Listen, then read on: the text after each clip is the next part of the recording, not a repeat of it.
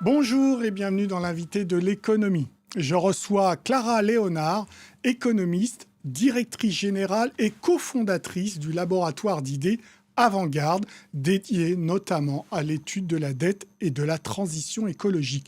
Bonjour Clara Léonard. Alors donc on parle beaucoup des dettes des États, des dettes publiques des États. Est-ce qu'il faut vraiment s'inquiéter qu'elles s'agrandissent, qu'elles grossissent comme ça ?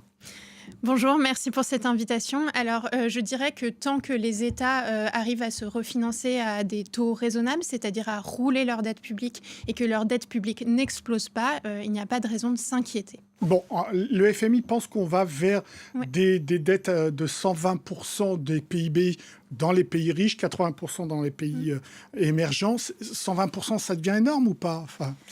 Alors, il y a des pays comme le Japon, par exemple, qui ont des dettes publiques de 250% de dette sur PIB, voilà, et leur dette reste soutenable. Donc vraiment, ce qui compte, c'est le maintien de la crédibilité des institutions. Je pense que nous devons nous résoudre à vivre dans un monde de dette publique élevée dans la décennie à venir pour deux raisons. Donc la première, c'est que les facteurs traditionnels qui permettent de réduire la dette ne devraient pas jouer. Alors tout d'abord, la stabilité conjoncturelle et politique qui permet de dégager des surplus budgétaires importants et durables. Une grande phase d'inflation non anticipée également, Et enfin, la question de la croissance, on ne se dirige pas vers une phase de 30 glorieuses avec un boom de croissance. A priori, les secteurs verts sont en moyenne moins porteurs de croissance. Donc ça, c'est la première raison. Et la deuxième raison, c'est vraiment le financement de la transition écologique. Alors ça, on va y venir. Voilà. Mais vous voyez tous les efforts des politiques pour dire qu'il faut réduire la dette. Donc, ça sert à quoi si vous dites que de toute manière, elle va grandir, cette dette ?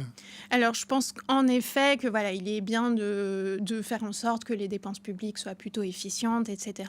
Mais ce n'est pas la seule solution. Il faut également reconnaître que la dette fera partie de la solution dans le financement de la transition écologique et ne pas se leurrer et surtout ne pas tenir des discours catastrophistes sur la question parce que ça pourrait finir par être autoréalisateur, affoler les marchés, modifier les anticipations aussi des consommateurs, etc., et des entreprises.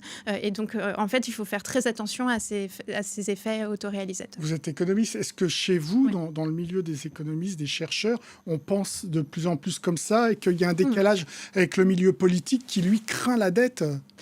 Voilà, alors il y a une grande partie des économistes qui insistent vraiment sur la dette, en expliquant qu'elle va faire partie de la solution, que la dette d'un État n'est pas la dette d'un individu. Un État doit rouler sa dette, se refinancer, alors qu'un individu a une durée de vie limitée, doit la rembourser. Donc il y a des métaphores souvent qui sont faites pour assimiler un État et un individu qui sont erronées. Et les économistes reconnaissent aussi que les questions de soutenabilité de la dette sont des questions très complexes. Il y a de nombreux facteurs, des facteurs politiques qui jouent, d'anticipation, de crédibilité. Et on ne peut pas juste regarder la dette sur PIB. Il n'y a pas de niveau absolu au-delà duquel la dette n'est plus soutenable. Vous vous rendez compte, vous avez dit que la dette, pour certains économistes, faisait partie de la solution. Oui, pour financer la transition. Alors, je reviens sur ma marotte. D'accord, pour financer cette transition écologique. Donc, vous avez récemment publié une note là-dessus pour participer au débat européen sur la dette et la transition écologique. Et vous avez des positions assez claires là-dessus. Voilà, c'est ça. Donc, nous, ce qu'on explique, c'est qu'il y a vraiment un accroissement des besoins de financement pour la transition écologique. Alors, il y a de nombreux rapports qui ont été effectués sur le sujet.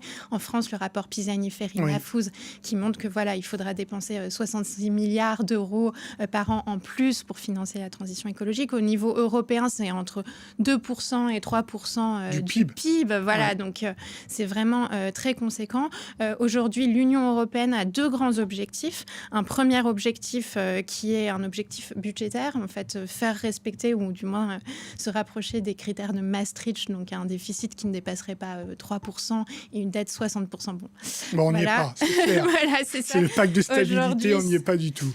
C'est ça. Donc ce pacte de stabilité qui est devenu très très complexe au fil du temps et complètement inapplicable, il a été suspendu pendant la crise Covid. Il a été renégocié et en fait l'objectif l'objectif, c'était de le simplifier, le rendre plus flexible, faire en sorte que les États membres travailler sur des trajectoires d'engagement, des réductions des dettes et des déficits. Mais le résultat, c'est qu'en fait, les pays nordiques ont rajouté plein de conditions et on reste vraiment ancré dans la philosophie de l'ancien des anciennes règles. Et on se dirige vers une phase donc les mentalités n'ont pas évolué tant que ça là-dessus. Voilà.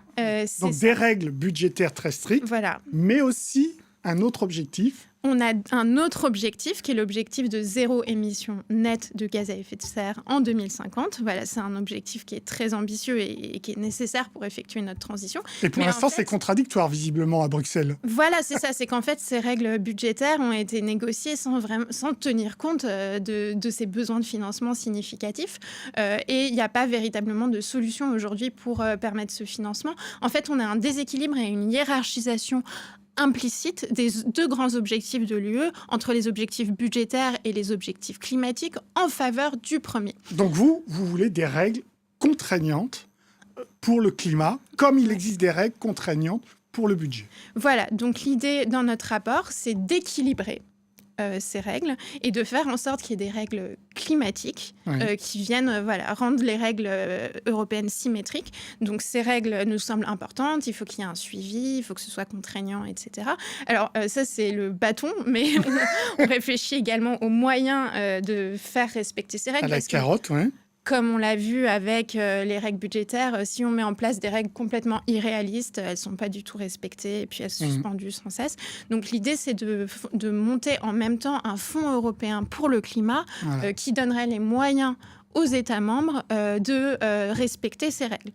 Donc, c'est imposer des règles, mais de l'autre côté, avoir des solutions crédibles pour financer cette abondé par qui? Comment ce fonds européen pour le climat? Alors, voilà, donc il y a la question des ressources propres de l'Union européenne, alors les taxes, etc. Mais il y a également la question de la répartition de la facture.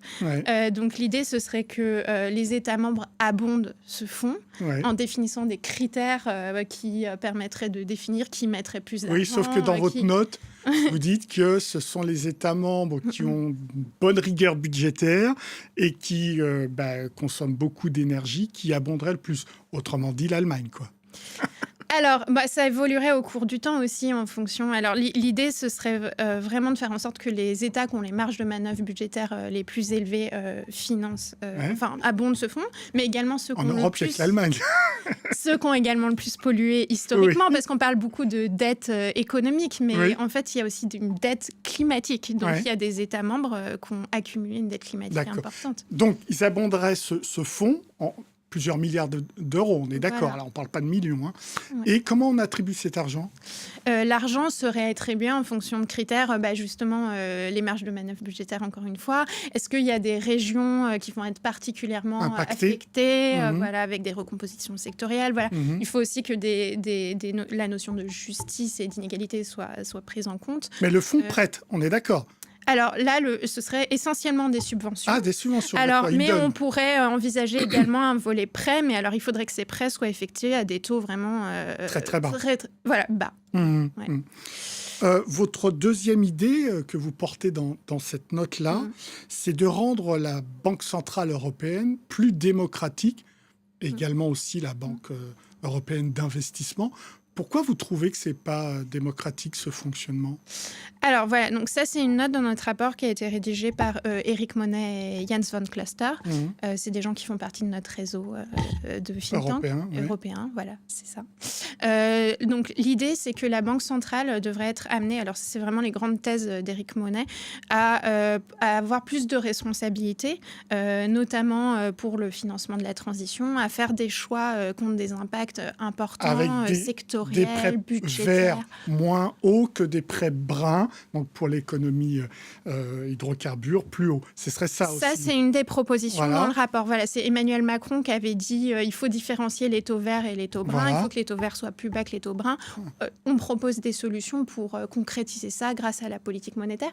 Donc, puisque la Banque centrale pourrait être amenée à prendre des décisions qui ont un impact important, et comme c'est une institution indépendante et technocratique, en fait, il faut qu'elle devienne plus démocratique, que le Parlement européen puisse plus la contrôler.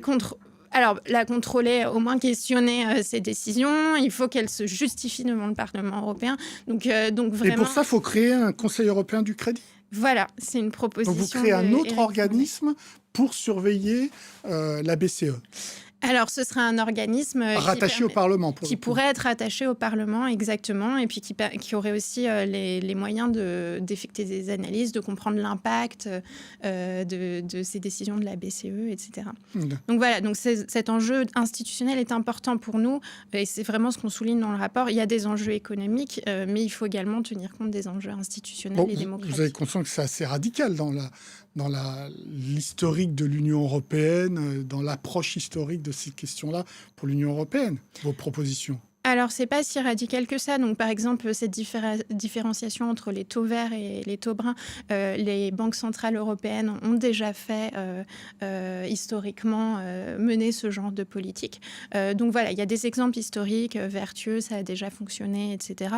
Voilà, c'est ce phénomène. Alors, on ne dit pas qu'il faut remettre en question l'indépendance de la Banque centrale, mais qu'il y ait une meilleure coordination entre les politiques budgétaires, monétaire, qu'il y ait un dialogue qui soit renforcé, qu'il n'y ait pas non plus une toute-puissance systématique des banques centrales. De la Banque centrale européenne. Voilà. Merci beaucoup, Clara, pour vos réponses. L'invité de l'économie est terminé. Évidemment, vous pouvez retrouver cette émission sur France 24, sur nos réseaux sociaux et sur nos podcasts. Au revoir.